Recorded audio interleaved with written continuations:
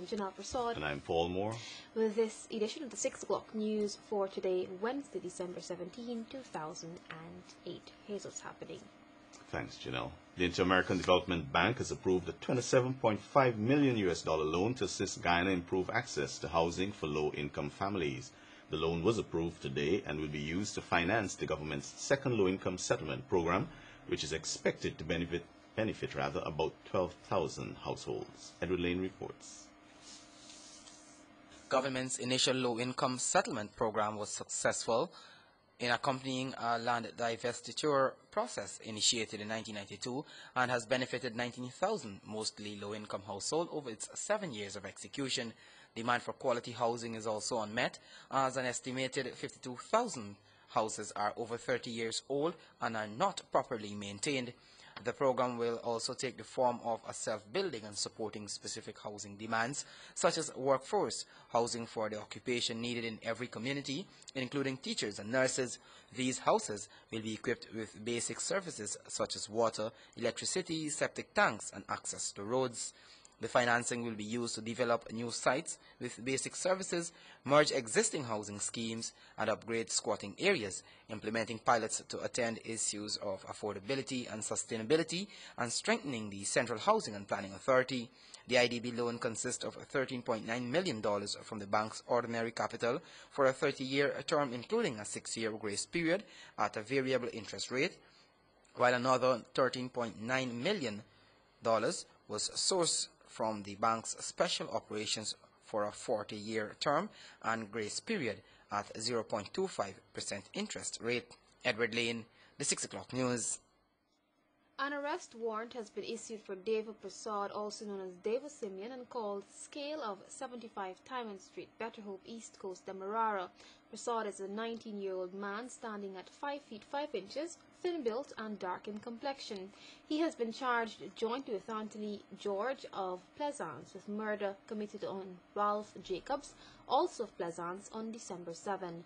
The matter was called at the Vigilance Magistrates Court on December 11, 2008, before Magistrate Sherdal Isaacs Marcus, who issued an arrest warrant for the man. Anyone with information that may lead to the arrest of David Prasad is asked to contact the nearest police station or 911. The force is assuring the public that all information will be treated with strict confidence. Criticism on the lack of objectivity dominated the first session of the Summit of Latin American and the Caribbean on Integration and Development in Costa do Sauípe. The summit, which is being attended by President Barra Jagdeo, seeks to create greater understanding among the existing regional and sub-regional economic, trade and cooperation mechanisms with a focus on development. Here again is Edward Lane. The President praised the attitude of joining for the first time countries of the region without the subordination to the United States or Europe, but they emphasized the urgency of effective decisions so that these meetings make sense. Argentina's President Cristina Kirchner has called on the leaders to convert their speeches and the decisions taken at the summit into urgent actions. And Colombian President Alvaro Uribe supported the speech of his Argentine colleague, pointing to the sloth with which decisions are taken. He said that there is need for concrete actions of integration that benefit the region's people. Meanwhile, Hugo Chavez insisted that the summit be held annually besides discussing and doing speeches. He believes too that participating presidents should come up well informed so that decisions can be taken.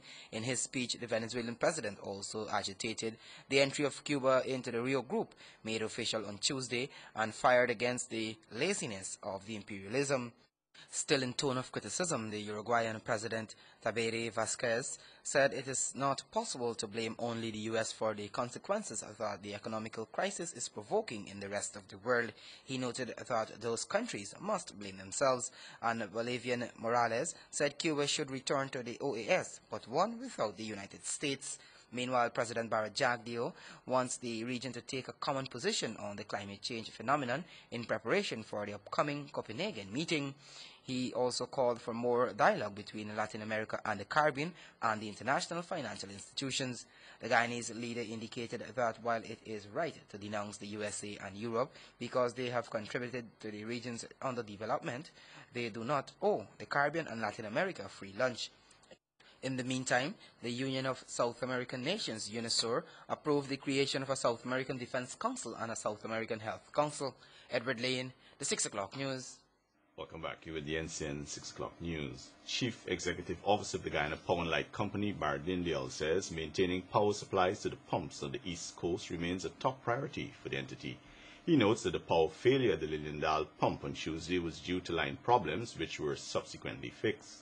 Dindale says the company has not scheduled any load shedding for the month, but notes that this may be done if there is need to undertake any emergency repairs. In the meantime, the 3 Caterpillar generation sets which were procured from Miami have been commissioned at the Sophia Power Station. The power company has also managed to repair several generation sets which were down and expects to complete the last set at Versailles by this weekend. Meanwhile, the power company has announced that some 6,000 households in regions 2 to 6 and 7 are to receive electricity under the IDB-funded On-Served Areas Electrification Program. Contracts have already been awarded, and works will begin during the first week in January to meet a completion deadline of 7 months. The newly released Education for All Fast Track Initiative annual report shows that unprecedented gains in the education is under threat due to the global food and economic crisis. Guyana's Education Minister Sheikh Bash is part of a special meeting in Norway's capital, Oslo, where the report was released. Natasha Smith has the details. The report, titled The Road to 2015, Reaching the Education Goals, shows that in 10 FDI countries, the education sector scored better than other sectors in implementing policies believed to raise aid effectiveness, and Vice President for Human Development at the World Bank, Joy Humafi, says the FDI have been praised by the international community for donor harmonization, and partnerships has been effective in supporting poor countries to achieve ambitious education goals. The report notes that unprecedented gains in the education sector over the past years is under threat. Due to the global food and economic crisis, millions are pushed back into poverty and forced to make choices to stop sending their children to school, but rather to work to gain additional income. As a result, the FDI Secretariat expects that programs such as the school feeding will become more important. The EFA FDI has made valuable contributions to Guyana's education sector and is involved in several projects which improve the delivery of education for children in Guyana. The Norway's Minister of Environment and International Development, Erik Solheim, says the financial crisis should not undermine what has already been achieved, but continue to deliver on commitments. He says children in fragile countries are vulnerable and difficult to reach, and it is important to give them special attention. The total number of out-of-school children dropped from 103 million in 1999 to 75 million in 2006, and most of those are hard to reach and includes girls and AIDS orphans. As the FDI continues its expansion, the financing gap for primary education is of growing concern, as additional financing for catalytic funds is urgently needed. Currently, it has allocated all its funds, and the overall financing gap of FDI countries amounts to $1 billion. Tizazu Azre of the Ethiopian Education Ministry says, without education, people remain poor, and the EFTI partnership has helped many countries progress over the past 5 years. The Education for All EFA Fast Track Initiative FDI was launched in 2002 as a global partnership between developing countries to ensure accelerated progress towards the Millennium Development Goal of universal primary education by 2015. Reporting for the 6 o'clock news, Natasha Smith.